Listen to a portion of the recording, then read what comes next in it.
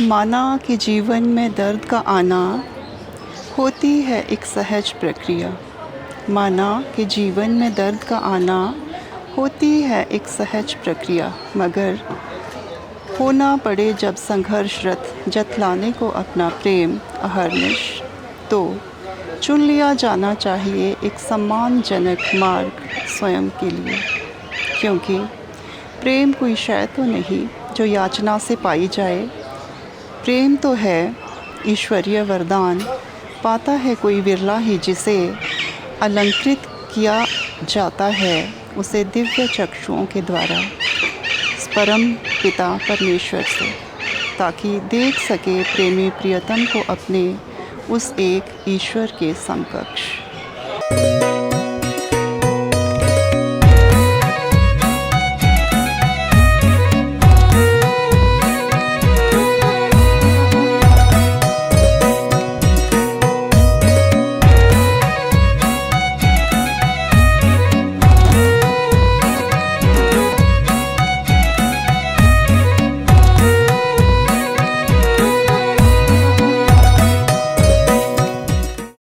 संतान अगर बेटी होती थी, चाहे मैं हूँ चाहे कोई और हो, तो खुशियाँ होती थी, बट उसके बाद ये रहता था कि बेटा चाहिए। तो बेटे की चाह में जब 2-3 बेटियां हो जाती थी कई घर, बट आंगन के कोने, चक्के वाले आंगन होते थे पहले, तो आंगन के कोने में ना वो लोग ड्यूंड होती थी एक, मक्की के खेतों में ड्यूंड जो होती है, वो पिस के औरतें फ्री एक्चुअली स्टार्ट राइटिंग। आपने कौन सी उम्र से लिखना शुरू किया? 14-15 साल की उम्र से अच्छा खासा। 14। कोई नाराज़गी नहीं मुझे किसी से भी सिवा अपनी माँ की। माँ से, उससे किस बात की नाराज़गी बेटी, वो तो बहुत पहले ही। हाँ पिताजी, यही तो नाराज़गी है माँ से मुझे कि इसको नहीं, नारे कई मिलेंगी, तुम इसको काट दो। मतलब कि बहू और आ जाएगी। तो लोकगीत ये हम तो कब से सुन रहे हैं, मेरी नानी गाती रही है, कितना पुराना रहा होगा, तो ये सब चीज़ें कब से हैं। अभी दराट की बात चली जी, पिछले 10 सालों में जी, हमारी पर्सनैलिटी ही ऐसी है हिमाचलियों की कि हम बड़े डोसाइल से रहते हैं, क्योंकि हमने जिस तरह का बचपन देखा होता है, शुरुआती जो हमारा टाइम होता है, चढ़ाई उतराई, जैसे भारती ढालपुर से भारती स्कूल आना 3-4 साल के बच्चे के लिए कितना ज़्यादा है, है ना। और कच्चा रास्ता होता था, इधर पीछे से ऊपर चढ़ते थे हम धूल में। तो जो बचपन से ही पहाड़ियों ने डोसाइल होके। अनकॉमन पीपल अनकट में इस बार हमारी मेहमान है मंडी से जानी मानी लेखिका, कहानीकार, उपन्यासकार, सामाजिक मुद्दों पर बेबाक अपनी बात उठाने वाली पॉमिला ठाकुर। समाज में जितनी भी कुरीतियां हैं या जो भी ऐसा हो रहा है जिससे हम सहमत नहीं हैं, उन पे वे निर्भीक बेबाक आवाज़ उठाती हैं। She can call a spade. Pomila Thakur ji, आपका बहुत बहुत स्वागत है द अनकॉमन पीपल अनकट में। पहाड़ की बेटियों का जो जीवन है वो पहाड़ के जो बच्चे होते हैं, छोटे बच्चे होते हैं, उनसे थोड़ा सा भिन्न होता है। आपका बचपन कैसा था जब आप बड़ी हो रही थी? जैसे मान लीजिए आप 5 साल की थी, उसके बाद आप बड़ी हुई, तो आपका जो बाल्यकाल था वो कैसा था? जी, पहले तो आपको प्रणाम, फिर सभी सुनने वालों को प्रणाम। सर, ऐसा है कि हम 70s के जो बच्चे हैं, आज सबसे ज़्यादा सोशल मीडिया पे मुखर हम हैं, खासकर महिलाएं। उसकी वजह शायद नहीं, मैं बोलूँगी यही है, 100% यही रीज़न है कि हम लोग जब हुए तो पहली संतान अगर बेटी होती थी, चाहे मैं हूँ चाहे कोई और हो, तो खुशियाँ होती थी, बट उसके बाद ये रहता था कि बेटा चाहिए। तो बेटे की चाह में जब 2-3 बेटियां हो जाती थी कई घरों में, तो कहीं ना कहीं कटौती जो भी होती थी, खान पान से लेकर के स्कूलिंग की, स्कूल भी डिफरेंट चूज़ कर रहे जाते थे बेटा बेटियों के लिए, खासकर जहाँ पे बेटियां ज़्यादा हो जाती थी। तो उन बेटियों के साथ चाहते ना चाहते हुए पेरेंट्स के कुछ ना कुछ जो अन्याय हो जाता रहा था हमारे टाइम। वही वजह है कि आज मेरी हम उम्र औरतें बहुत ज़्यादा मुखर हैं, चाहे नेगेटिव वे में बोला जाए उसको, चाहे पॉजिटिव वे में, हुँ, सोशल हुँ। मीडिया पे, हुँ, हुँ, हुँ। चाहे इंस्टा पे देख लीजिए, हुँ, चाहे आप लेखन में देखिए। हुँ, हुँ। हमारे में ना विद्रोही प्रवृत्ति जो है प्रवृत्ति हाँ। हमारी झलकती है। हुँ, हुँ। वो शायद इसलिए कि हमने बचपन में सर्वाइव करने के लिए हुँ, हुँ। हमें ज़्यादा ज़ोर लगाना पड़ा है। हालाँकि मैं अपने बारे भी ये सब नहीं बोल रही हूँ। हुँ, हुँ। पहली संतान मैं थी, फिर मेरे बाद भाई हुआ, फिर हुँ, बेटी हुँ। हुई। तो 3 बच्चों का नारा उस वक़्त होता था, हुँ, हुँ, हुँ। 80s में जब शुरुआत हुँ, था हुँ। 80s की। तो फैमिली प्लानिंग के जो पोस्टर होर्डिंग लगे रहते थे, जी, उसमें जी। भी 2 भाई और 1 बेटी बनी रहती थी हाँ, रिबन वाली। हाँ, तो वो हाँ। आदर्श फैमिली मानी जाती थी। हुँ, हुँ, हुँ। तो जैसे कि था कि हमारे था कि टिपिकल राजपूताना परिवार, ज़मीनें बहुत है कि 2 बेटे सभी के होने चाहिए। हुँ, हुँ। तो उस दूसरे बेटे के लिए चौथी संतान जब आई, हुँ, हुँ। भाई आया थैंक गॉड, हुँ, हुँ। नहीं तो 5वां भी होता। हुँ, हुँ। तो वो जो हमारे साथ, हालाँकि पेरेंट्स अच्छी पोज़ीशन पे थे। When I was born my dad was excise and taxation inspector, हुँ, हुँ। तो मॉम वाज़ इन टीचिंग। तो हुँ। ऐसा नहीं था कि हमें कोई किल्लत रही किसी चीज़ की। बट फिर भी जब साल में 2-4 बार हम गाँव में इकट्ठा होते थे, मंडी से हूँ मैं बेसिकली, जी। तो वहाँ पे जो भी डैडी के अलावा जो 4 भाई और थे डैडी के, उन बच्चों के साथ खपने के लिए हमारा पहनावा, हमारा खाना-पीना जो भी होता था, उनके जैसा दिखने के लिए जो पेरेंट्स हमारे करते थे ताकि हुँ, हुँ। हमें अपने बहन-भाइयों के बच्चों को ऑड ना लगे, तो कहीं न कहीं वो बेटियों की कटौती पहले होती थी। मैं फिर भी बोल रही हूँ कि चलिए हमारे साथ ज़्यादा नहीं हुआ ऐसा, जी। बट फिर भी बेटियों के कटौती होती रही है उस वक़्त। हुँ, हुँ। और छोटी-मोटी बीमारियों में बेटियाँ इग्नोर भी होती थी, ऐसा नहीं है कि हॉस्पिटल लेकर के ही जाना है। मैं फिर बोलूँगी कि ये मेरी बात नहीं है। और अपने नाम से जुड़ी हुई मैं एक बहुत अच्छी घटना आपको बताती हूँ। जी। ये हॉस्पिटल से ही बात निकली। हुँ, हुँ। तो हमें बहुत अच्छे से लुक आफ्टर किया गया। बट हाँ, जब गाँव जाते थे तो सबके जैसा दिखना है, तो जो कटौती होती थी वो बेटियों की पहले। हुआ क्या, 6-7 महीने की थी, सर्दी जुकाम रहा होगा, तो मंडी लेके गए हॉस्पिटल मम्मी-डैडी। तो वहाँ पे एक डॉक्टर थी, डॉक्टर पमेला वैद्या। हुँ, हुँ। तो उन्होंने गोद में लिया मुझे कि बड़ी हेल्दी बच्ची है, बहुत प्यारी बच्ची है आपकी, हुँ, हुँ। इसका नाम क्या है? हुँ, हुँ। तो मम्मी ने बोला कि ये नाम है, शायद पूर्णिमा कुछ ऐसा।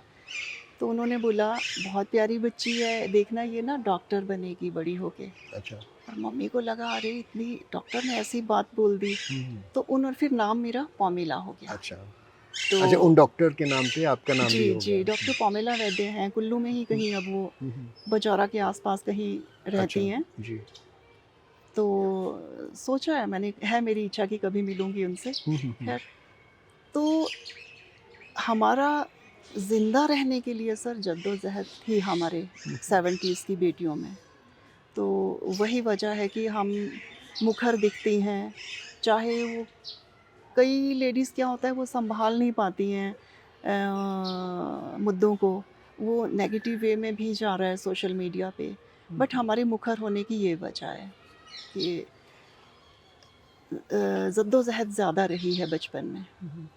एक इसी से जुड़ा सवाल है कि जैसे जी, कस्बे की लड़कियाँ होती हैं जी, या शहर की लड़कियाँ होती हैं या जी, जो शहर से जुड़े हुए गाँव की लड़कियाँ होती हैं, जी, उनके जो खेल हैं बचपन के, जी, वो शहर की लड़कियों से अलग होते हैं। जी, जी। लेकिन वो आजकल वो खेल नहीं होते, जैसे कोरड़ा छुपाकी है हाँ जी। या पिट्ठू जी, जी। है ना? या लुकन छुपाई जी, है ना? जी, इस जी। तरह के खेल हाँ जी। शहर में अंग्रेज़ी के नामों से होते थे।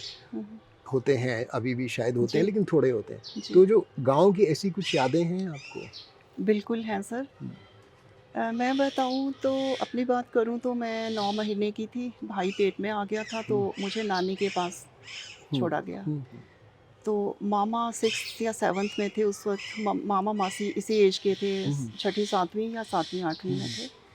तो अगल-बगल घर नहीं थे हुँ, ज़्यादा, हुँ, हुँ। दोघरे थे औरों के, दोघरा मीन्स खेतों हाँ, हाँ। में काम जी, करने जी, जो जी, आते हैं। जी। हुँ, तो वो भी आते थे तो बड़े लोग ही आते थे। दूर दूर के लोगों ने आना, अपना काम करके डोगरे में दिन भर रह के चले जाना। तो जी। मेरा जो बचपन रहा है हम्म, वो जो काम करने वाली आती थी, लेडीज़ आती थी खेती वेती संभालने, हम्म, तो उन्होंने क्या करना, वो ना जो सबसे ज़्यादा मुझे याद आता है, वो सिलबट्टे आंगन के कोन, चक्के वाले आंगन होते थे पहले, तो आंगन के कोने में ना वो लोग ड्यूंड होती थी एक, मक्की के खेतों में ड्यूंड जो होती है, जी जी। वो पिस के औरतें फ्री टाइम में वो मेहंदी मेहंदी लगाती लगाती थी। हैं। तो मेरा वो खेल पहला है, जहाँ तक मुझे याद है वो मेरा पहला खेल है। 2-3 महीने जो बरसात के होते थे, क्योंकि बच्चे नहीं थे आसपास कोई भी, नानी बड़ी उम्र की थी, नानी के जैसी ही उम्र की लेडीज़ काम करने आती थी, तो बस वो मेरा पहला खेल है। तो आज भी वो खुशबू होती है ना, सबसे अच्छी खुशबू जो होती है मुझे वो ड्यूंड के पत्तों की आती है आज भी। हाँ। सोए में कभी, नींद में भी मुझे वो खुशबू उसका आती है। दूसरा नाम त्यूर है। त्यूर त्यूर। भी बोलते हैं उसको, और अच्छा, कांगड़ा अच्छा। में ये बहुत प्रचलित है मेहंदी लगाने के लिए, क्योंकि उसके अच्छा बहुत जी। सारे फायदे भी हैं। जी, नानी आपकी सबसे प्रिय है। नानी जी। के यहाँ जाना कैसे हुआ? सर, क्योंकि मम बच्चे जाते हैं, लेकिन नानी जी, के यहाँ आपकी जो पुस्तकें हैं उनमें नानी का जी, ज़िक्र है और बहुत लंबा ज़िक्र है। जी। तो वो नानी के यहाँ कैसे जाना हुआ? सर, मम्मी जॉब में थी, मैंने बताया आपको। हुँ, हुँ, तो 9 महीने की थी मैं तो भाई पेट में आ गया। हुँ, मम्मा ने कंसीव किया।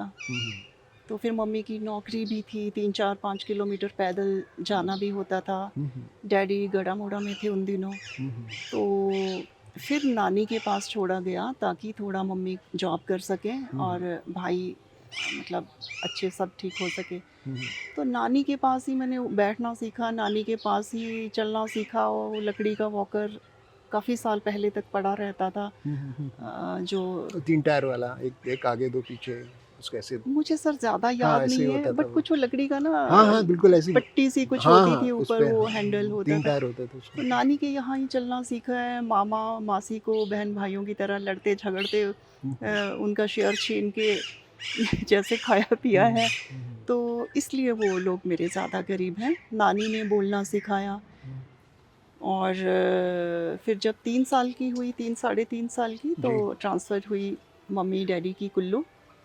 फिर लेके आए मुझे नानी के पास से। तो जो भी सीखा है, जो भी मेरे दिमागी डेवलपमेंट जो भी है, मेरी सोच, संस्कार, मैं तो बोलती हूँ नानी के हैं। भारत भारती स्कूल में पहली आपकी बार, पढ़ाई-लिखाई है वो जी, कहाँ हुई? जी। हुँ, हुँ, वो भारत भारती स्कूल में डाला जब, हुँ, तो मैं भाषा बोलती थी। नाचन में है ननिहाल मेरा, तो घर में हिंदी, इंग्लिश का थोड़ा था। तो मुझे दिक्कत होती थी इधर, हुँ, हुँ, क्योंकि मुझे हिंदी भी नहीं आती थी। हुँ, हुँ, मैं तो नानी की भाषा बोलती थी। हुँ, हुँ, नाचन वाली जो मंड्याली है वो थोड़ा सराजी सराजी लहज़ा भी है उसमें। ओके। हुँ, तो मंड्याली भाषा, बट थोड़ा-सा स्लैंग अलग है। हुँ, हुँ, तो मुझे एक वो ड्यून पीसना, हुँ, और एक भारत भारती स्कूल में खोए-खोए जो मैं भाषा में जो जद्दोजहद मेरी चलती थी, अंदर लड़ाई खुद से, हुँ, हुँ, वो सबसे ज़्यादा मुझे हुँ। दिमाग में चलता है, इनफैक्ट परेशान करता है आज भी। आपने लिखना कब शुरू किया? और क्यों लिखना, लगा आपको कि लिखना चाहिए? सर इसका निदान मेरी माँ ने किया कि मैंने क्यों लिखा। हुँ, हुँ, हुआ क्या, जब नायिका आई, मम्मी ने नायिका को पढ़ा, हुँ। फिर मम्मी ने बोला मुझे कि बेटा नहीं, when did you actually start writing?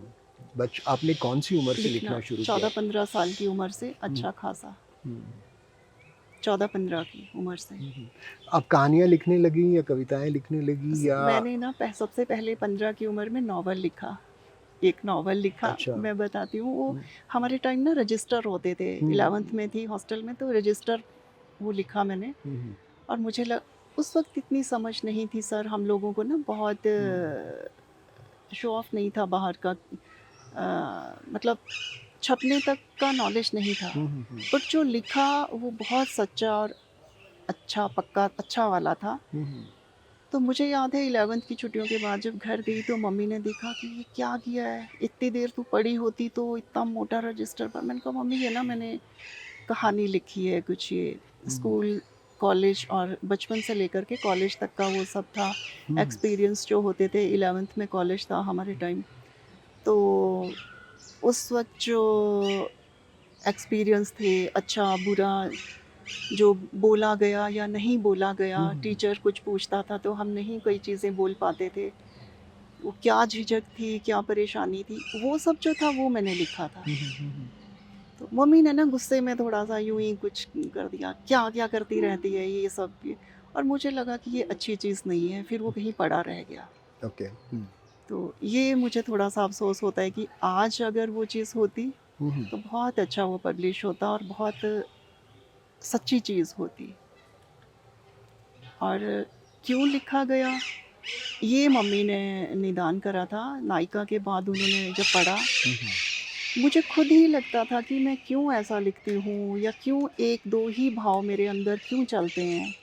सबसे ज़्यादा घर, परिवार, प्रेम, एकजुट रहना या मिलन, जुदाई, बस यही वाले कुछ एक भाव क्यों रहते हैं ज़्यादा।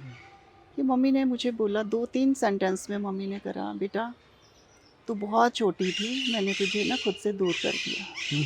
तो मम्मी का ये था कि बेटा उस वक़्त जो तू महसूस करती रही होगी, तुझे माँ की ज़रूरत थी, नानी ने पीठ पे बांधे हुए खेतों का काम भी कर रही है, वो वक़्त तुझे नहीं मिला जो बाकी बहन भाइयों को मिला। शा शायद नहीं, मम्मी ने बोला यही वजह है कि तेरे यही भाव सबसे ज़्यादा चलते हैं और तू ऐसा तूने लिखा या लिखती है। फिर मुझे महसूस हुआ सर 2020 में जब नायिका आई कि फिर मैंने एक्सेप्ट किया। तब तक मेरे अंदर सच में बहुत लड़ाई चलती थी कि सब कुछ है, बट मैं ऐसा क्यों, अकेलेपन का वो क्यों रहता है मेरे अंदर, इतना प्रबल भाव क्यों रहता है। जब मम्मी ने इतना से बात बोली तो मैं, ऐसा लगा कुछ रिलीज़ हो गया, सब कुछ आसान हो गया मेरे लिए। फिर जो कई सालों से बुझ का मेरे अंदर बंधा हुआ था, कहानियों का, करैक्टर्स का, मनाली से लेकर के झेड़ी तक के कुछ करैक्टर्स थे, फिर वो बाहर मेरे बुझका के रूप में हम आए। लोग नायिका पे आते हैं, क्योंकि जी आपका पहला उपन्यास नायिका जी था। जी हिमाचल में, पंजाब में और हरियाणा के कुछ इलाकों में क्या जी होता है कि जब जैसे एक परिवार में 5, 6, 7 बच्चे हैं, जी।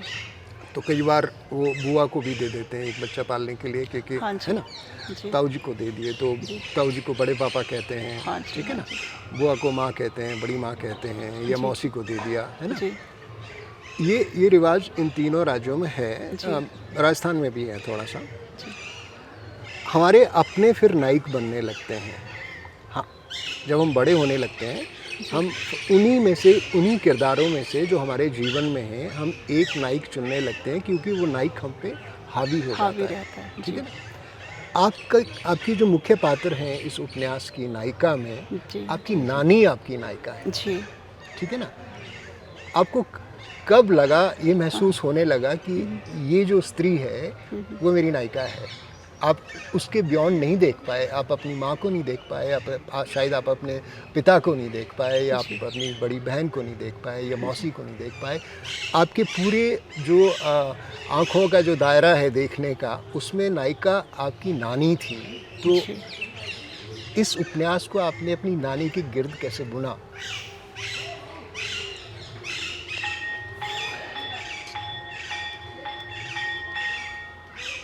सर ये तो मैंने भी नहीं सोचा, बट मुझे लगता है कि जब से मैंने होश संभाला। हाँ, मैं एक बार रोक रहा हूँ, क्योंकि जी। माँ की उम्र में और नानी। नानी की उम्र में बहुत फ़र्क होता जी है ना। जी। तो नानी एक बहुत बड़ा अम्ब्रेला है, हाँ हाँ। जिसके अंदर और लोग भी हैं। जी आप ही एकमात्र नहीं हो उनकी ज़िंदगी जी। में, ठीक है ना। उनकी बेटियां हैं, उनकी बेटियों के आगे बच्चे हैं, और भी जी। बच्चे होंगे। तो आपका जो पूरा ध्यान था वो अपनी नानी की तरफ केंद्रित था, हाँ है जी ना, कि जी। मेरी सब कुछ यही है ना। हाँ हाँ तो इसकी जो प्रेरणा है, वो कैसे आपके अंदर, कैसे आपको लगा कैसे कि मैं इन्हीं पे पुस्तक लिख दूं, सारी की सारी इन्हीं पे केंद्रित, सब कुछ यही है मेरी। ये क्या हुआ सर, मैं इसको कहानी या नॉवल की तरह नहीं लिखा। अच्छा। ये मैं यूं ही लिखती थी, डायरी की तरह। फिर क्या हुआ कि क्योंकि दिमाग में तो नानी है, जो सबके माँ होती है, मेरे मम्मी के एकदम बगल में नानी भी है। मैं ये नहीं बोलूँगी कि माँ पीछे है। माँ, मेरी मासी, मासी मेरे लिए माँ से की बराबरी पे बोलूँगी, क्योंकि माँ को भी मैं यहाँ भी पीछे नहीं करूँगी। माँ, मासी और नानी मेरी लाइफ में बहुत ज़्यादा इनका रहा है, जो शायद कोई कर भी नहीं सकता था। जी, मेरी जी, मासी ने मेरे लिए जी। वो किया है। हम्म, हुआ क्या कि मैं कुछ फेसबुक पोस्ट लिखती थी, एक आध दिन रख के उनको हाइड कर देती थी। ये कौन से सन की बात है? ये क्योंकि सर 20 की बात है। अच्छा, 19 की 2019 की, अभी 19 अभी की। जी, ताज़ा जी। 6-7 साल पहले। तो एक सर हैं शिमला से, सुमित राजवशिष्ठ सर, हम्म, उन्होंने एक बार मुझे कॉल किया। वो शिमला वॉक्स करके अपना हाँ, उनकी कंपनी है। उनका फ़ोन आया कि पमिला मुझे ना थोड़ा सा कुछ एक लाइनें चाहिए, अपने मुझे उस पे डालना है, वेबसाइट पे। वेबसाइट पे डालना है, जिसमें कुछ पहाड़ीपन हो और कुछ कुछ ऐसा हो कि उनके जो क्लाइंट्स हैं वो ज़्यादातर फॉरेनर्स हैं, कि फॉरेनर्स उसको पढ़ के उनको अच्छा लगे कि और मुझे समझ नहीं आया कि मैं क्या ऐसा दे सकती हूँ लिख के।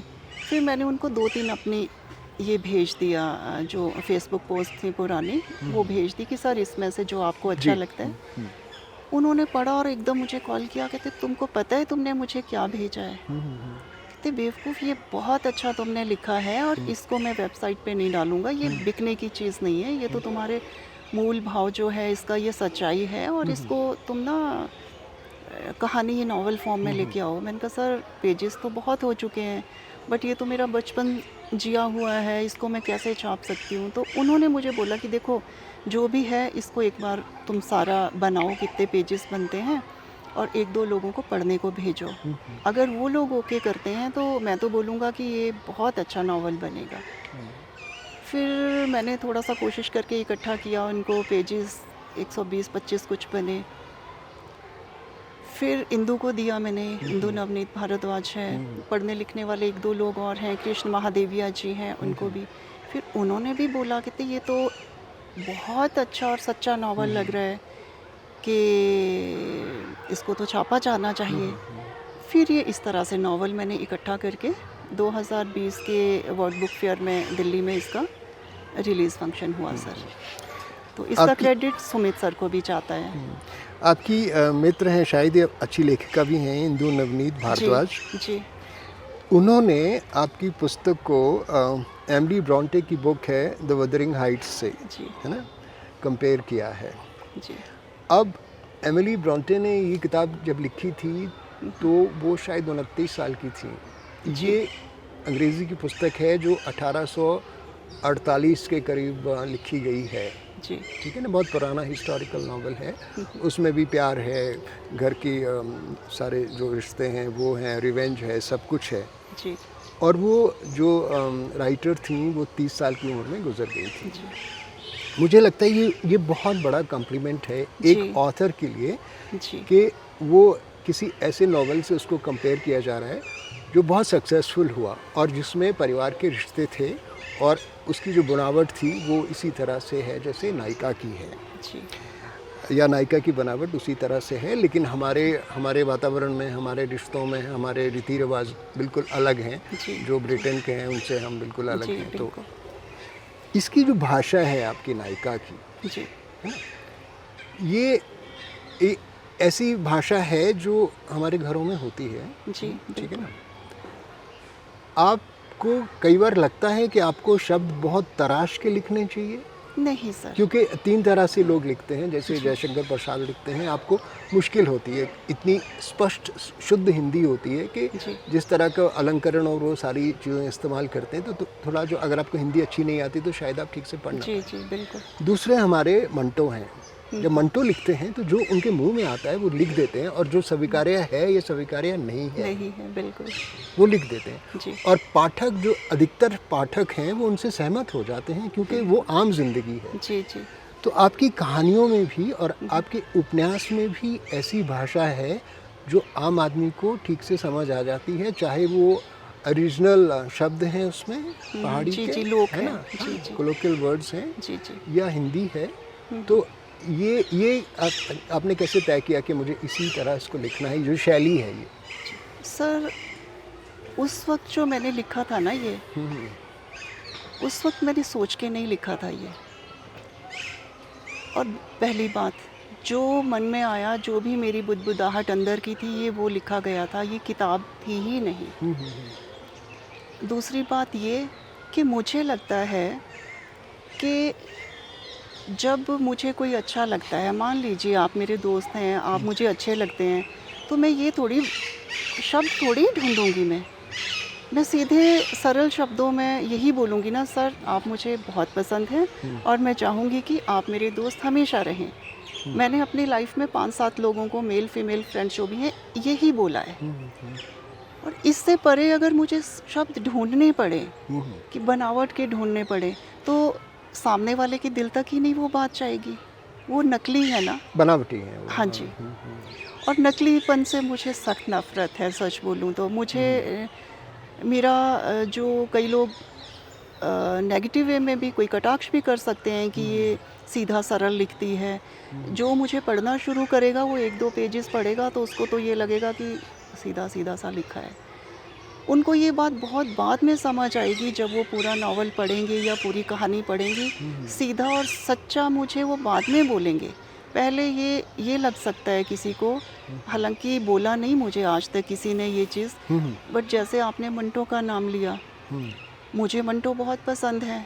मंटो को अश्लील वही बोलेगा जिसको अश्लील और एकदम सच्चा कोई कैसे दिख रहा है उसमें फ़र्क पता नहीं है। जो बाज़ार में कोई कम कपड़ों में कोई गरीब है ना सर, फटे हुए कपड़ों वाला कोई घूम रहा है, और कोई लड़की फटी हुई, वो इतना फटा हुआ वो सब पहन रहे हैं, जी। तो अश्लील कौन हुआ? वो फटी जीन वाली लड़की ना, फटे पजामा वाला भिखारी थोड़ी। नहीं। यही फ़र्क है सर, सीधा लिखना, सरल लिखना और बनावटी लिखना में।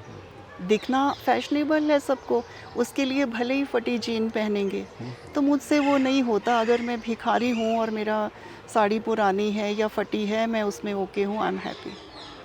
तो जिसको इतना समझ आता है वो मुझे पढ़ेंगे, जिसको मैं नकली लगती हूँ या वो ना पढ़े। नायिका का कौन सा ऐसा भाग है जो लिखते हुए आपको इमोशनली बहुत ओवर पावरिंग लगा? अपनी नानी के बारे में, उनके जीवन के बारे में, उनकी जीवन यात्रा के बारे में और आपसे उनके रिश्ते के बारे में, कौन सा भाग है जो जिसको लिखते हुए आपको you felt very emotional, you almost cried while writing it?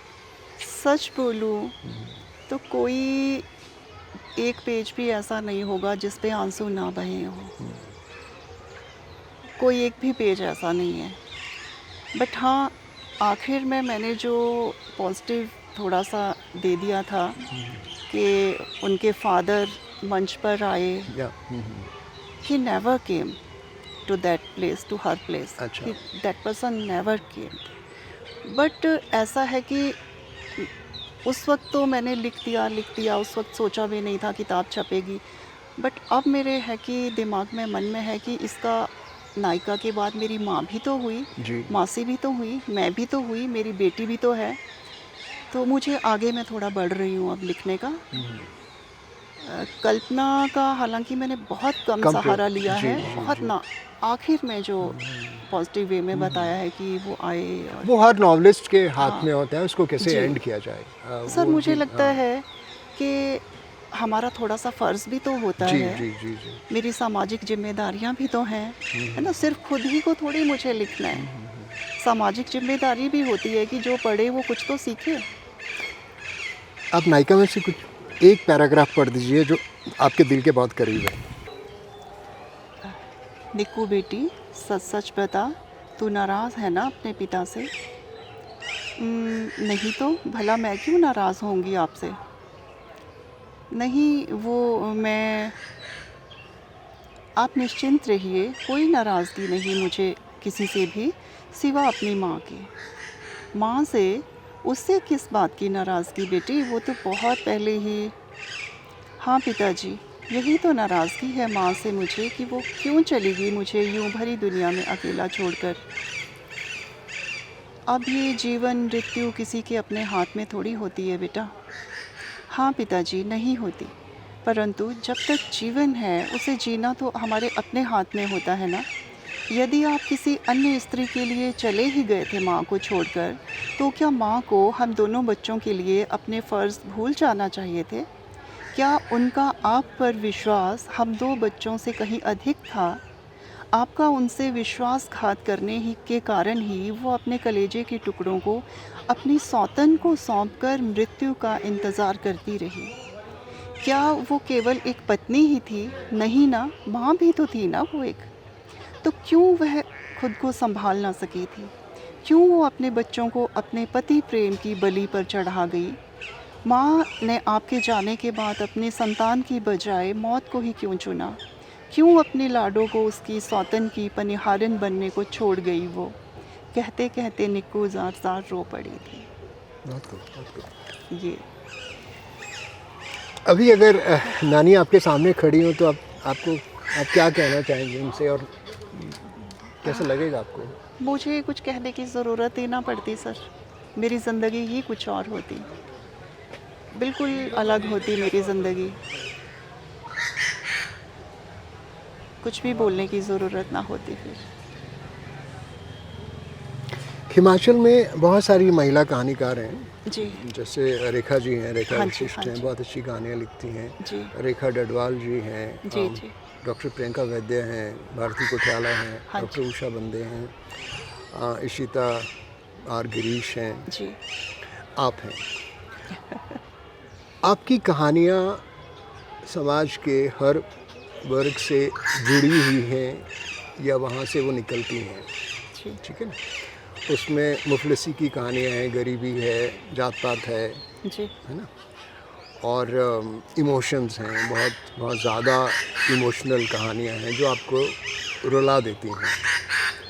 आपकी एक कहानी है जिसमें भाऊ करके कहानी है, छोटा भाऊ। छोटा भाऊ। जी बहुत खूबसूरत कहानी, जैसा आपने कहा कि आपकी जो कहानी है वो कुल्लू और इसी क्षेत्र से जी ज़्यादातर वो जी है। पहाड़ की। भाऊ कहानी, और वो जो एक पिकअप ट्रक है शायद जी जी उसमें वो बहन हाँ के जी साथ बैठता है जी ना? वो लिफ्ट लेते हैं। जी एक छोटे भाई का जो अपनी बहन के प्रति कर्तव्य होता है, जी उस कहानी को आपने इतनी खूबसूरती से बुना है कि मुझे लगता है कि वो बहुत ही अलग कहानी है वो, और हम में से बहुतों के साथ ऐसा होता है, लेकिन हम शायद उस स्थिति में कुछ कर नहीं पाते। लेकिन वो छोटा भाऊ जो है उसका, जो वो कर जाता है, जी I think that is exemplary. तो इसके बारे में कुछ बताइए। जी। मैं ये बोलूँगी सर, मैंने ना कुछ भी कहानियाँ बुनी नहीं हैं। मुझे ईश्वर ने यूँ सामने परोस के दी हैं, मुझे सामने दिखा दिया। हमारी थोड़ी सी प्रॉपर्टी है कसोल के पास, छोटा सा हमारा एप्पल का है, छोटा सा फार्म हाउस है। तो मैं महीना डेढ़ महीना अक्सर जाती थी, रहती थी उधर। अब तो लीज़ पे दे रखा है। तो वहाँ क्या हुआ कि जब हम बरसात के दिनों में मैं बिटिया को लेके छुट्टियों में जाती थी, तो मैंने देखा वहाँ ये बहुत आम चीज़ है। गिरान होता है, उसके फ्रूट इकट्ठा करके जो बच्चे हैं, उन दिनों 2 महीने की छुट्टियाँ होती थी ना, तो वो बच्चे उन गिरान के फ्रूट्स को उठा के किल्टा भर के अर्ली मॉर्निंग भुंतर सब्जी मंडी जा कर के देते थे, और वो जो पैसे होते थे वो बच्चों के होते थे। तो उसकी वो कैसी तैयारी करते हैं, पिछली रात ही वो गिरान के फ्रूट्स, बल्कि कुछ अपने कम हो गए तो पड़ोसी के बगीचे से निकाल लिए, किल्टा भर के सिल के उसको रख दिया। सुबह उठ के फटाफट भागना है, और जो भी लिफ्ट नीचे सड़क पे मिल रही है उसको हाथ दे के मंडी तक जाना है, जहाँ सब्जी तक मंडी। लिफ्ट हाँ है। जी। और वापसी पे कुछ ना कुछ खाने पीने का छोटा मोटा, जो मैंने इसमें जलेबी लिखा है, छोटे भाई को जलेबी बहुत पसंद थी। तो ऐसा हुआ कि मुझे खुद कई बार भुंतर तक आने के लिए पिकअप में, इवन मैं ट्रक में भी आई हूँ। 2000 की बात भी मैं करूँ तो एक बार मुझे बहुत इमरजेंसी थी और कुछ भी नहीं आ रहा था। एक लेडी थी उधर की मेरे साथ, उसने बोला मैं तो ट्रक को ही हाथ दे रही हूँ, आप चलेंगी? मैंने बोला यार बहुत ज़रूरी है। मैं भी ट्रक में आ गई बैठ के। तो कुछ थोड़ा थोड़ा कुछ दिखा मुझे। ये जो कहानी के पात्र हैं ये तो मेरे आसपास ही थे, बगीचे के आसपास ही थे। दूसरा ये जो घटना है ये भी मैंने सुना कि ऐसा कुछ हुआ, छोटा मोटा हुआ, वो इतना बड़ा नहीं हुआ, बच्चे इतना नहीं कर पाते हैं।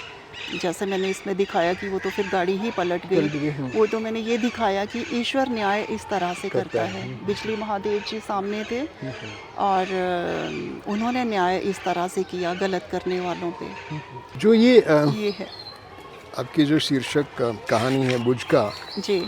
इसको लेके कुछ बताइए। फिर एक कहानी और है आपकी गंगा, जी। उस पे विस्तृत बात करेंगे। बुझका के बारे में कुछ बताइए। बुझ का सर कुल्लू में मैंने देखा कि कुछ औरतें हैं जो कि पीठ पे बुझका हाँ। लेके गांव-गांव बेचने जाती हैं। बुझके वाली बोलते हैं बुझके उनको यहाँ वाली, पे। हाँ जी। इवन हमारे मंडी में भी वो आती हैं बुझके वाली। हम छोटे थे, हम भी बोलते थे, गांव जाते थे तो ताइयाँ चाचियाँ बोलती थी बुझके वाली आई हैं, कुछ लेना तो नहीं है। लेडीज़ जो अभी भी मार्केट यहाँ पे गांव में सब्जी लेके आती हैं, दूसरी चीज़ें सबसे लेके नहीं आती सर, हैं। वो लेडीज़ का कॉस्मेटिक्स हो कॉस्मेटिक गया, सामान वो भी अंडरगारमेंट्स हो आती गए, हैं। इस तरह का वो हाँ। लेके आती थी। क्योंकि गांव की औरतें अक्सर मार्केट नहीं जाती थी ना पहले, तो गांव में बुझके वालियाँ आती थी। तो एक बुझके वाली की ये कहानी है और संयोग से सभी ज़िंदा हैं करैक्टर्स ये। बस यही आसपास कहीं 8-10 किलोमीटर पे हैं, ये ज़िंदा करैक्टर हैं सारे। आपके लिए कहानी क्या है? सर मेरे लिए कहानी हो, कविता हो, कुछ भी जो लेखन है ना, मेरा लिखना जो है, उसका मतलब है पहली बात भीतर से मुझे खाली करना, जो भरा रहता है मन हमारा। दूसरा सामाजिक जिम्मेदारी। सामाजिक जिम्मेदारी ये कि जो अच्छा है समाज में, जो भी अच्छा हो रहा है उसको भी सामने लाना है और जो बुरा हो रहा है उसको भी हाईलाइट करना है, ताकि जो करना चाहे उस पर काम कर सके। या नई पीढ़ी जो है, जैसे इसी में एक बुझका में भी एक देखा होगा, एक सीन है, वो दयालु के घर जाती है तो वो आंगन में बैठ के उसको खाना खिला रहे हैं, जी है ना? जी जी जी। तो प्यार कर रहे हैं चोरी छुपे, हम बिस्तरी हो रही है, बट खाना जो है वो उसको आंगन के कोने में खिलाएगा। ये बहुत ज़्यादा है पहाड़ों में। आपकी जो कहानी है गंगा, जी। उसमें ये है, लेकिन ये अचानक आ जाता है। पहले कहानी बहुत स्मूथ चल रही होती है। जी। इस पे आप कुछ कहिए। गंगा आपकी शायद बहुत चर्चित कहानी है, मैंने 2-3 बार पढ़ी है और बाकी लोग भी इसके बारे में बात करते हैं। जी सर। तो सर गंगा जो है वो मेरे मायके की कहानी है, गांव की कहानी है। वहाँ पे एक बुज़ुर्ग थे, वो जूते बनाते थे। जैसे पुराने लोग कई वही वाले हैंडमेड जूता ही जूते, हाँ जी, हाँ पहनते जी, थे हाँ जी। पहले तो लोग कई। तो पशु जब किसी का ख़त्म हो जाता था तो वो लेकर के जाते थे। तो ये इसकी कहानी है कि वो किसी के पशु को ठिकाने लगा रहा है, जो भी अंतिम संस्कार पशु के ये लोग पूरे अंतिम संस्कार करते हैं सर। अब मैंने खुद देखा है, सो कॉल्ड समाज सेवी या पशुओं की सेवा करने वाले मैंने इधर ही देखा है, जब वो ख़त्म हो जाता है गाड़ी में ले जाके ढांक से फेंक फेंक देते दिया। हैं। मैंने अभी देखा है कुछ एक ही टाइम, थोड़ा ही टाइम पहले, 2-3 साल पहले। जबकि गाँव में जब पशु मरता था किसी का, तो इनको बुलाया जाता था, जो भी कंसर्न्ड होते थे। तो वो आकर के ऐसा नहीं करता था कि चीर फाड़ कुछ भी किया, खाल अलग कर पहले हल्का सा करके मांस निकाल करके अर्पित किया जाता है सर। जो हमारे चील कौए हैं उनको अर्पित किया जाता था। फिर उसके बाद उनकी चमड़ी उतार कर अलग करके नाले में डाल के रखा जाता था वो चमड़ा। हम तो आते जाते देखते थे कि आज ऐसा हो गया, आज ऐसा हो गया। तो अब के बच्चों के लिए तो वो बहुत बुरी चीज़ है बच्चों के लिए कि कीचड़ में नहीं जाना, पानी में नहीं जाना। तो उस दौर की ये कहानी है। वो आदमी वो सब काम कर रहा है और उसके घर से उसकी दोती को बैग लेके भेजा नानी ने कि बेटा तू ये लेके जा। और लड़के देख रहे हैं गांव के, तो उनको लगा कि कितनी खूबसूरत लड़की है, वो उससे बात करने की कोशिश कर रहे हैं और वो इतनी इनोसेंट लड़की है, उसको पता ही नहीं है कि किस नियत से देख रहे हैं। तो जब वो उसके साथ साथ पीछे पीछे चल रहे हैं, अरे उस घर की तरफ जा रही है, तो वो भी वहाँ जाते हैं। जब वहाँ जा कर के देखते हैं कि अरे ये तो इसके पास जाके खड़ी हुई है, फिर एकाएक उनको दुर्गंध आने लगती है। फिर एक सेंटेंस मैंने कहानी के आखिर में है कि एकाएक उन्हें वही गंदे नाले वाली स्मेल उनके नथुनों से टकराने लगी, ऐसा कुछ। और आखिरी सेंटेंस ये है कहानी का कि उस जिस घर वो पहुंचते हैं उस लड़की के पीछे पीछे उनको बोलते हैं कि चाची ज़रा लाना गंगा जल रास्ते की तरफ फेंकना। तो कितनी हम लोग दोगले लोग हैं। जब तक औरत की लड़की की ज़ात पता नहीं है, हाँ। तुम उसके पीछे जा रहे हो। जब पता चलता है कि सो कॉल्ड छोटी समझी जाने वाली जाति की अगर वो बिटिया है तो तुमको उससे बास आ रही है, स्मेल आ रही है। ये इसका सार था और ये मेरे मायके के गांव की। और ये बहुत खूबसूरत कहानी है, शायद ये सबसे ज़्यादा पढ़ी गई कहानी है। ऐसी ही नई कहानीकार एक लड़की है, प्रेमदा दिव्यांगना कुछ नाम है उनका। हाँ, मैंने उनकी एक दो दिव्यांगना कहानियाँ पढ़ी है, हैं। बहुत उनकी सुंदर एक बहुत कहानी, सुंदर कहानी है बहुत सुंदर और बहुत है। यंग राइटर हैं वो। या जैसे भारती कुठियाला की कुछ एक कहानियाँ हैं जो हाँ, आज के परिवेश में उन्होंने बहुत अच्छी लिखी हैं। जी जी ये जब आप, जैसे आपने कहा कि आपको मंटो की कहानियाँ अच्छी लगती हैं, जी ठीक है। हमारे समाज में पिछले 20 सालों में जी इनफिडेलिटी जो है जी, वो बहुत बढ़ गई है, ठीक है ना। जो रिश्तों में कड़वाहट है, सब अपना अपना रास्ता देखते हैं और अपना सुकून कहीं कहीं ढूंढते हैं। जी मंटो की कहानी है काली सलवार, जी जी जी वो सलवार कहते हैं उसको। जी उसमें जो उसका जो नायक है जी वो 2 टाइम कर रहा है 2 हाँ महिलाओं जी को, इनफिडल है वो, जी है ना। और वो दोनों को ही खुश रखना चाहता है जी ना। यहाँ पे भी ये हो रहा है सोसाइटी में आजकल, बिल्कुल है ना, बिल्कुल बहुत ज़्यादा हो रहा जी, हो रहा है। है। इस दोगलेपन को अब कैसे देखती, लेकिन उस टाइम भी था ये, it's not a new thing, जी है ना, बिल्कुल ये नई चीज़ नहीं है, नहीं है, बिल्कुल। आज भी ये हो रहा है। हाँ, हाँ। तो सोसाइटी में किस तरफ बढ़े हैं हम, और as a writer how do you feel about it, कैसा सोचती हैं आप इस पूरे सिस्टम के बारे में जो तब भी था अब भी है, अब भी है। लेकिन अब इसमें शायद हिंसा बढ़ गई है, शायद टॉर्चर बढ़ गया है, शायद जो मेंटल यंत्रणा है वो बढ़ गई है, मानसिक रूप से आप उसको प्रताड़ित करते हो। शायद पहले ऐसा नहीं था। सर, पहली बात मैं ये बोलूँगी, जब से सृष्टि है हाँ। तब भी तो 5 तत्वों से ही शरीर बना था। इंद्रियां हमारी इतनी ही थी ना जितनी अब हैं। हर इंद्रिय अपना भोजन मांगती है ना। तब भी आदमी ऐसा ही था, हाड़ मांस रक्त मज्जा से बना था। जब तक रहेगा इसी से ही बनेगा आदमी। तो जब हमारे बनावट के मूल तत्व एक ही जैसे रहने वाले हैं तो हमारा भीतर से हम चेंज क्यों होंगे?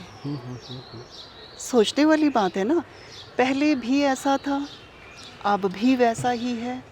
अब क्या हो रहा है कि सोशल मीडिया पे वो फेसबुक खोलो तो हमें एमपी की, यूपी की, श्रीलंका की, वहाँ की कहानियाँ हम पढ़ने को मिलती हैं। पहले क्या होता था, हस्बैंड काम पे गया है, कहीं 2 महीने बाद आ रहा है या 6 साल बाद आ रहा है जी। बीवी को क्या पता या हस्बैंड को क्या पता। पहले छपती नहीं थी बातें, एग्जैक्टली। अब छपना शुरू हुआ। और अब इस पे फेसबुक जो आया ना, ये जब से 2010-11 के बाद से तो नॉर्थ इंडिया में हमारे बहुत ही ज़्यादा चलन हुआ। इसमें क्या हुआ, औरतें जो घर पे हस्बैंड को कुछ भी नहीं बोल पाती हैं ना, पता होने के बावजूद भी जो घुट घुट के रोती है, वो इस पे अपनी टूटी फूटी कविता बोलो बना देती हैं उसकी, या लेख लिख रही हैं कि ऐसा होता है, पुरुष ऐसा होता है या वैसा होता है। अब क्या हो रहा है सर, हमें भड़ास निकालने को जगह मिल गई है, मेल फीमेल दोनों को, इसलिए पता चल रहा है। अदरवाइज़ पहले भी मर्डर होते रहे हैं इसमें, कौन बोलता है नहीं हुए हैं। एक वो देखिए, एक बहुत प्रचलित गाना है, लोकगीत है, मंडी में हमने तो सुना है वो, 12 जे बरसी कंत घर आया, है ना ऐसा। उसमें आखिर में ये वो बीवी के गले में वो पांच लड़ी कुन्ने दीता पांच लड़ियाँ कुन्ने दीता मेरी जान, वो पूरे वो टप्पे चलते हैं गाने में। आखिर में वो पूछ रहा है कि तुम बताओ मुझे किसने दिया है। आखिर में वो बोल रही है, वो ना, जैसे कि मेरा बताने का मतलब ये है कि उस वक्त घरों के अंदर भी होता था, स्वीकार्यता भी होती रही है सर। जब घर की बात आती है तो छिप भी जाती रही है बातें, आज भी बहुत कुछ है। तो उसमें वो आखिर में बोलती है कि जब वो प्रलोभन देता है कि तुम बताओ, सच बोलने वाले झूठ गुलाम दे नर का जो जान दे, सच बताओगी तुम तो हो ना बेड़ा पार। तो वो बेचारी बता रही है कि पांच लड़ी देवरे दीता हो मेरी जान। पांच लड़ी वाला जो मोतियों का हार है देवर ने दिया है। तो फिर माँ को बोल रहा है कि गाने के माध्यम से ही बोल रहा है कि मेरा वो दे दो, दरार दे दो, छोटा भाई बड़ी सटना मेरी जान। अगले टप्पे में माँ बोल रही है कि इसको नहीं, नारें कई मिलेंगी, तुम इसको काट दो। मतलब कि बहू और आ जाएगी। तो लोकगीत ये हम तो कब से सुन रहे हैं, मेरी नानी गाती रही है, कितना पुराना रहा होगा। तो ये सब चीज़ें कब से हैं। अभी दराट की बात चली जी, पिछले 10 सालों में, जी, पिछले 10 सालों में हिमाचल में जी, स्त्रियों के प्रति जो हिंसा बढ़ी है जी, वो एक अलग लेवल पे चली गई है।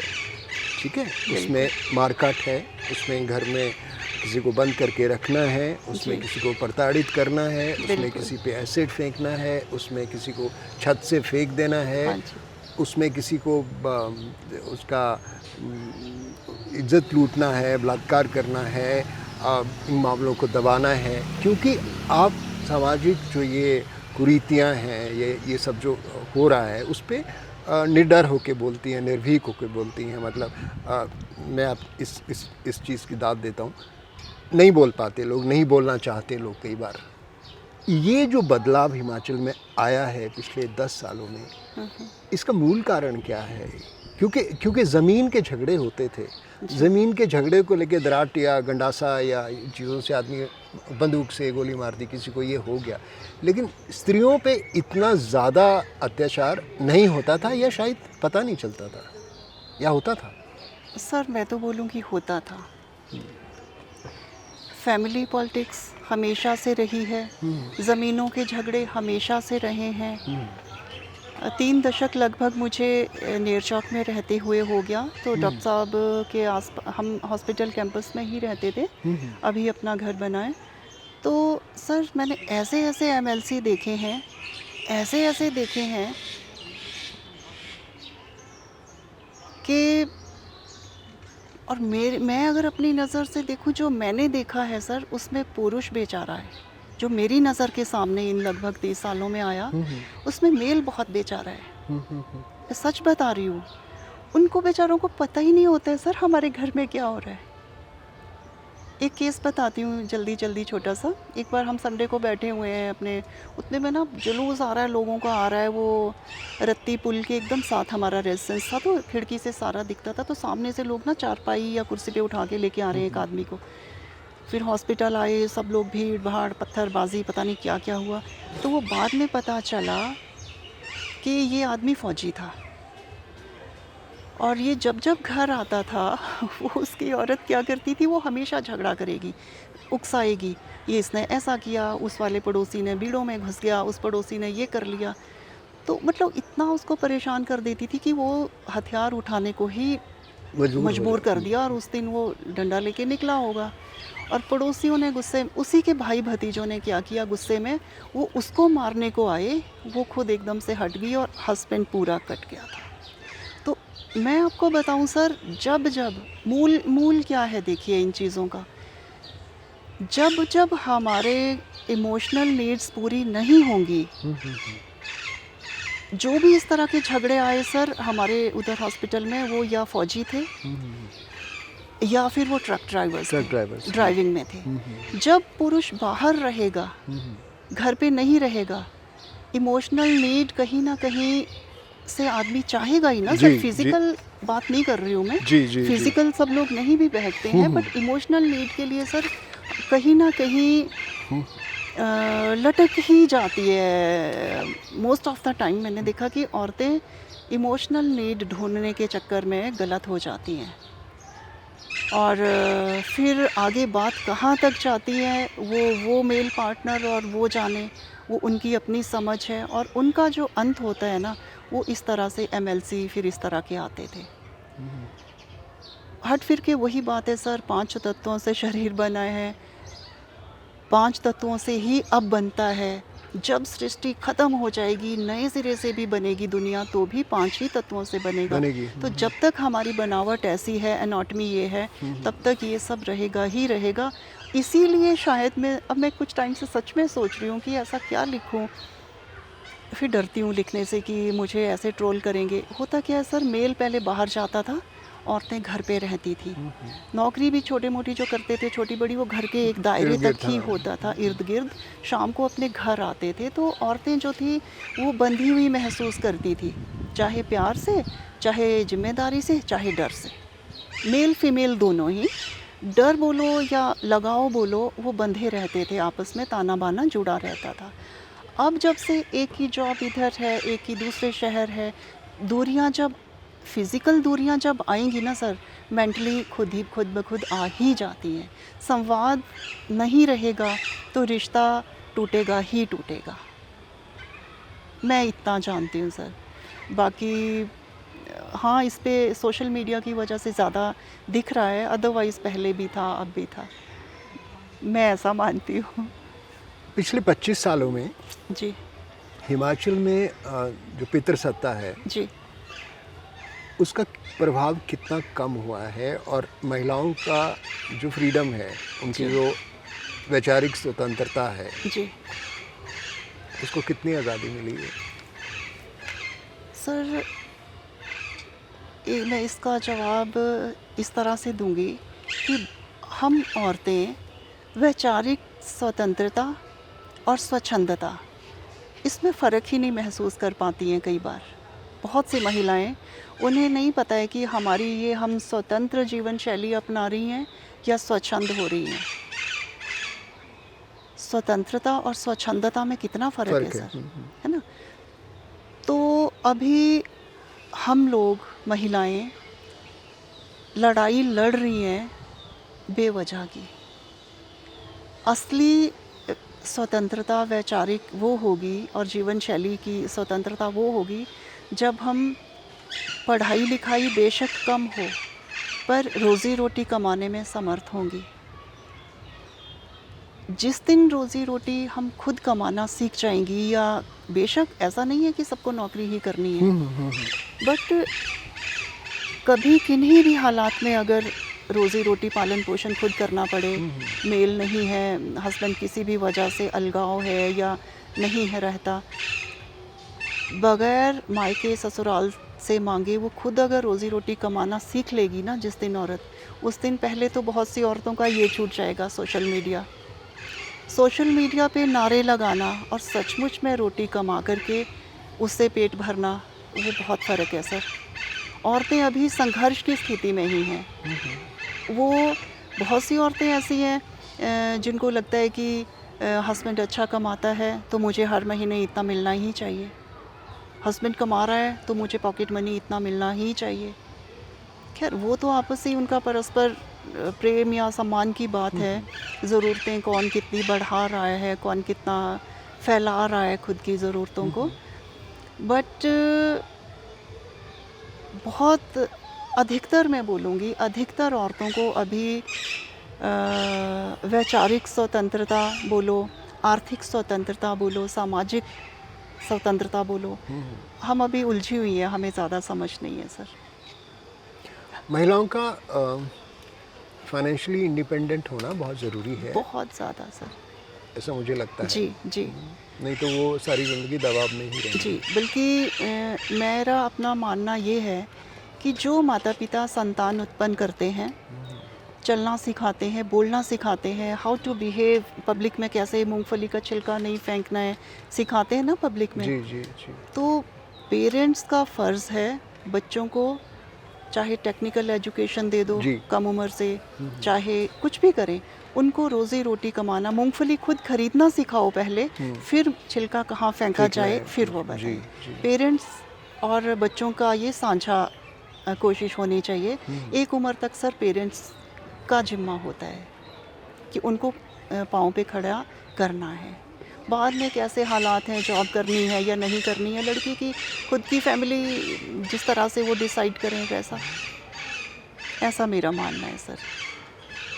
पोमिला जी, आप बहुत अच्छी कविताएं लिखती हैं और मैंने आपको कई बार सुना भी है, और समाज के कई विषयों से आपकी कविताएं जुड़ी रहती हैं और बहुत अच्छा संदेश भी देती हैं। तो आपका जो कविता संग्रह है वो हम कब पढ़ पाएंगे? सर मेरी जो पहली किताब आई थी वो काव्य संग्रह ही आया था। अच्छा 2017 में, 2017 में। अच्छा। तो हालांकि बहुत उसकी चर्चा नहीं हुई, क्योंकि बहुत सारी एंथोलॉजीज़ में आपकी कविताएं हैं, लेकिन इसके बारे में मुझे नहीं पता था, आपके कविता संग्रह के बारे में। मुझे क्षमा करें। वो कोई बात नहीं सर, उस पर मैं भी अब ज़्यादा बात इसलिए नहीं करती हूँ क्योंकि सोशल मीडिया पे मैं ना बहुत ज़्यादा अपना काम को आगे नहीं दिखाती कि ये है वो है या किताब है। तो उस वक्त तो मैंने बिल्कुल भी नहीं दिखाया, और आजकल सर ज़माना ही वो है, जितना दिखाओगे उतना 4 दिन बात होगी, 5वें दिन बेशक डिब्बा बंद हो जाए। बट वैसे भी वो मेरी ना खुद के मनोभाव थे, एज सच कोई सामाजिक संदेश उसमें ज़्यादा नहीं थे। तो इसलिए भी फिर मुझे लगा कि कोई बात नहीं ज़्यादा बात हुई तो कोई ख़ास फ़र्क नहीं पड़ने वाला। तो वैसे एक पावसदीप चलाया मैंने, बिटिया का नाम पावशी है। पावसी, अच्छा। तो जी, तो निराशा के कोई दिन थे, उन दिनों लिखी गई थी, तो बिटिया को याद करती थी कि कोई बात नहीं, पावस है ना। तो उस तरह से था। तो वो मेरे खुद की ही कथा कहें या व्यथा कहें वो है। कुछ एक गज़लें कहने की कोशिश करी थी, वो बेबहर की हैं या टेक्निकली गलत हैं। गज़ल मैंने उसके बाद में सीखना शुरू किया था, तो फिर वो भी थोड़ा। आप तरन्नुम में गज़ल गाती हैं? हाँ है सर, आप सुनाना चाहेंगी? थोड़ा बहुत मैं ढूंढना पड़ेगा इसमें सर, मैं देख करके फिर। आजकल क्या लिख रही हैं आप?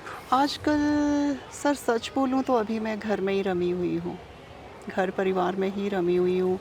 बिटिया है कुल्लू में इधर, तो यहाँ आना जाना मेरा थोड़ा ज़्यादा बड़ा हुआ है। तो संजीदा लेखन बोलूँ तो फ़िलहाल एज सच नहीं कर पा रही हूँ रूटीन से। बट हाँ, नायिका का आगे का कुछ कर तो रही हूँ। अगर उसी तरह भेजूँगी 2-4 लोगों को, अगर अच्छा लगा ओके कर दिया तो छपेगा, नहीं अगर ओके करा तो नहीं छापूँगी। आपको कभी लगता है जब आप पीछे मुड़ के देखती हैं कि कुछ ऐसा था जो आप करना चाहती थी इस यात्रा में और आपने नहीं किया? जी, वो है ना, बहुत कुछ है। जैसे? बट होता क्या है सर, जैसे मैं ना, जब हमारा टाइम था 80s 90s में, हम कार्ड भेजते थे फ्रेंड्स को, तो बहुत ज़्यादा रिवाज होता था 10-10 ग्रीटिंग कार्ड ख़रीदने भेजने। तो मैं उस वक्त क्या करती थी, फूल पत्ते सुखा करके रखती थी, फिर उनकी डिज़ाइन बना करके वो तैयार करके उस तरह के कार्ड भेजती थी, या फिर कार्टून बनाती थी। कार्टून में सच में बहुत अच्छा हाथ था मेरा, पर वो धीरे धीरे ऐसा होता है कि हम बच्चों में हो जाते हैं। बिटिया हुई, फिर बिटिया की स्कूलिंग, बीमारी, खुद में एकदम से तबीयत, कुछ इश्यूज़ हैं मेरे बिटिया के एकदम बाद से। तो फिर मैंने क्या डिसाइड करा कि पहले घर, सबसे पहले तबीयत, फिर घर, फिर उसके बाद, क्योंकि अगर मैं नहीं लिखती हूँ ना सर, दुनिया रुकने वाली तो नहीं है, है ना। घर अगर गड़बड़ होता है तो फिर सब गड़बड़ हो जाता है। इसलिए उन चीज़ों पे फिर मैं ज़्यादा बात भी नहीं करती अब, कि मैं ये भी करती थी, कढ़ाई या पेंटिंग में हाथ, फैब्रिक पेंटिंग थोड़ी बहुत करी है। बट अब मुझे लग रहा है कि ट्रैवल करने की इजाज़त नहीं देता मेरा शरीर, अब थोड़ा इश्यूज़ ज़्यादा ही हैं। तो अब मैंने फैब्रिक पेंटिंग का थोड़ा सोचा है कि फिर से शुरू करूँगी। ये आपने खुद किया है? नहीं सर, ये तो एक बंगाली लेडी है, बहुत सुंदर। मैं उनसे लेती हूँ जी। Thank you. What is happiness for you? खुशी क्या है आपके लिए और जीवन क्या है? देखिए sir, What gives you happiness? Let me put it this way. अगर सच बोलूँ तो लेखन, लिखना जो है वो मेरा पहला प्यार है। बाकी ये पेंटिंग या कढ़ाई जो मैं बात करती हूँ वो अच्छा वाला टाइम पास है। किसी वक्त मैं फ़ोटोग्राफ़ी बहुत अच्छी करती थी, वो कैमरा भी गुम हो गया, डिजिटल कैमरा भी था, स्टिल कैमरा भी था, वो 10-11 में मिसप्लेस हो गया घर से ही। तो उसके बाद फिर मुझे लगा कि जो चीज़ हमें पता भी है किसने जी। उठा ली, स्टाफ ने किसी ने ले ली, छोड़ो, लगता है कि छोड़ो। ईश्वर, मैं इस तरह से खुद को मनाती हूँ कि ईश्वर नहीं चाहते थे ना तुम ये करो, इसलिए वो ले गया, बात ख़त्म। मैं रिग्रेट नहीं करती, दुख नहीं मनाती सर ज़्यादा। बस हेल्दी रहूँ। सुबह उठते ही मेरी पहली ये रहती है कि मैं पेन फ्री रहूँ, उसके बाद हेल्दी रहूँ, फिर उसके बाद घर परिवार और फिर लेखन आखिर में ही है। आपकी दिनचर्या क्या रहती है? मतलब how do you spend your day? Sir kitchen garden, मुझे अच्छा लगता है अपनी सब्जियां खुद उगा करके खाना। किचन गार्डन है, अपना घर का काम। 150 के करीब गमले हो गए हैं इकट्ठा, हालांकि बेतरतीब से पड़े हैं आजकल वो, बट फिर भी मेरा दिन ऐसे ही निकलता है। लिखती मैं शाम को हूँ। सुबह उठ कर के किसी को लगता है ना सुबह उठो फ्रेश होता है, सब ये लिखो वो लिखो। मैं 5:30 पौने 6 उठती ज़रूर हूँ पर लिख नहीं पाती हूँ सुबह। वॉक हो गई, एक्सरसाइज होगी, उसके बाद 3 टाइम का खाना बनता है घर पे। वही है सर, बर्तन झाड़ू पोछा कपड़ा बर्तन, फीमेल तो इन चीज़ों से मैं खुद ही नहीं। अगर कोई बोले कि औरतें छूटती नहीं हैं तो मैं चाहती हूँ मैं खुद ही करूँ। जब कर रही हूँ, जॉब नहीं कर रही हूँ, घर पे हूँ तो खुद करती हूँ, अपनी सब्जियाँ उगाती हूँ, बस। आपके फेवरेट ऑथर्स कौन हैं? किन किन को पढ़ती हैं आप? सर मैं काफ़ी टाइम से नहीं पढ़ रही हूँ, मैं काफ़ी टाइम से सच में नहीं पढ़ रही हूँ। और मैं फेंकूंगी भी नहीं, फेंकना अच्छी बात नहीं होती है। बट प्रेमचंद, मंटो, और कुछ हमारे हिमाचली जैसे रेखा डडवाल जी का मैंने एक नावल पढ़ा था अभी कुछ ही महीने पहले पढ़ा, और मैं नाम भूल रही हूँ उसका, आग या चिंगारी कुछ ऐसा करके था। बहुत अच्छा नावल है।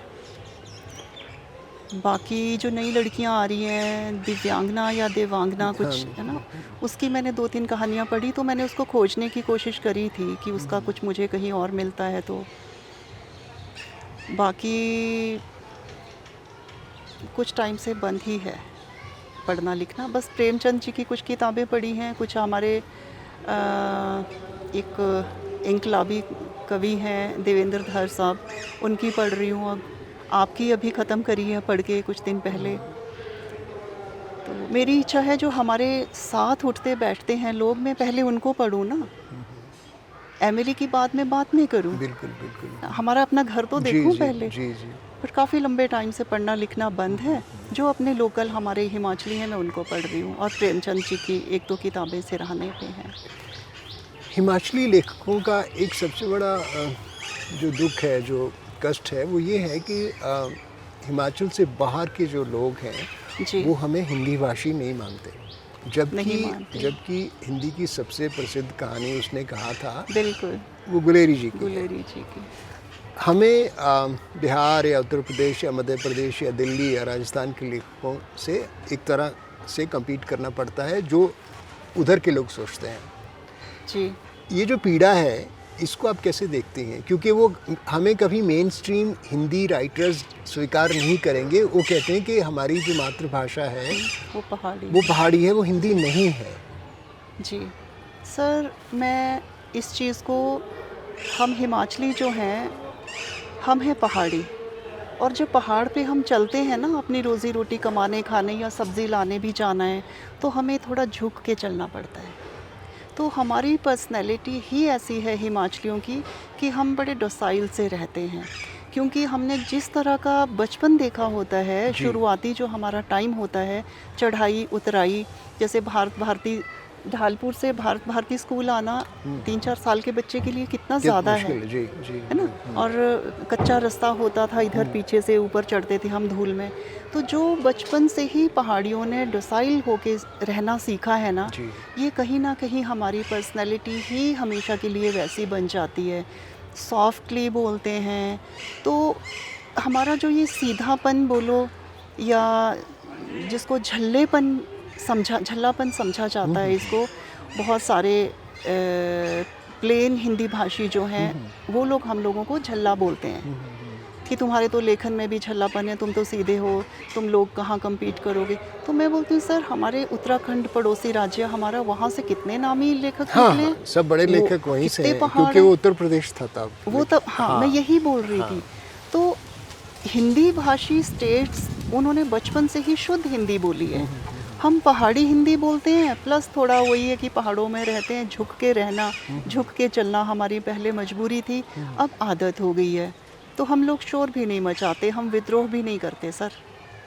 दूसरा रीज़न जो गुटबाजियाँ हो गई हैं ना, कि मेरी उससे डायरेक्ट है तो मैं उससे मिलके आके जाके फंक्शन अटेंड कर लूँगा, इधर नहीं बात करना, सबको नहीं जोड़ना कि मैं इधर जा रहा हूँ या उस साहित्य उत्सव में जा रहा हूँ। उस तरह से जब बात कोई करेगा ही नहीं तो हम लोगों को देखने को भी नहीं मिलेगा वो।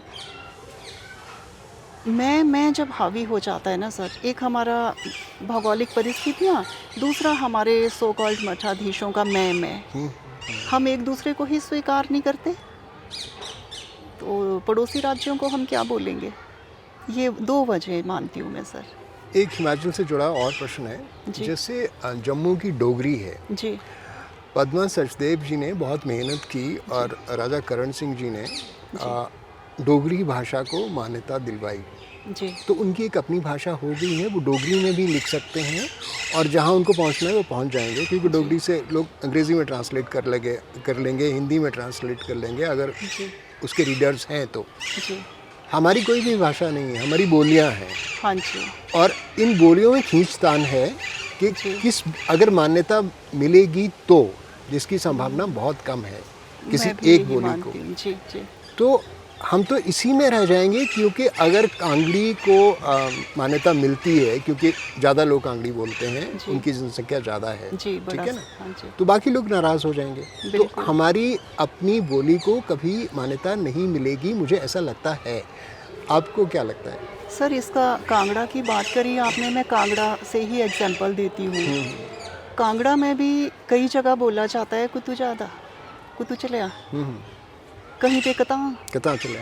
तो यही डिसाइड नहीं होता है कि लिपि में सॉरी भाषा बोली बोली में में कुतु या कता कता, या कुती भी बोलते हैं कहीं, कुथु भी बोलते हैं। कुथु कुतु कता। तो यही 3 हो गए। मंडी कुल्लू तो बहुत दूर की बात है फिर। हालांकि चाहते हैं हम सब कि हो हिमाचली भाषा हो, पर हो कौन सी? मंडियाली, कुल्लवी, चंबियाली, बिलासपुरी, हमीरपुरी, चलो कर लेंगे घाल मेल कुछ भी। कुल्लू कहाँ जाएगा? कुल्लू की भाषा तो कौब है, चलो कौब है। अब मंडी और कांगड़ा वाला क्या समझेगा, क्या कौ बोल रहा है ये? तो हम तो इसी चीज़ से पार पा लें अभी, और ऐसा अभी 100 साल तक तो संभव नहीं है कि किसी एक भाषा पे सहमति बने। सहमति अगर बन भी जाती है, जैसा आपने बोला कांगड़ा सबसे बड़ा डिस्ट्रिक्ट है, उनकी तो पॉपुलेशन कांगड़ा में ज़्यादा भी है। क्या होगा? कता, कुतु या कुती, क्या किस चीज़ को लेंगे, कौन सा शब्द लेंगे? तो इसकी बजाय मैं कई बार सोचती हूँ कि देखिए, टांकरी हम लोग सीखी थी थोड़ी बहुत हमने, हम सब लोग टांकरी सीखें, टांकरी में फिर अपना लिखें।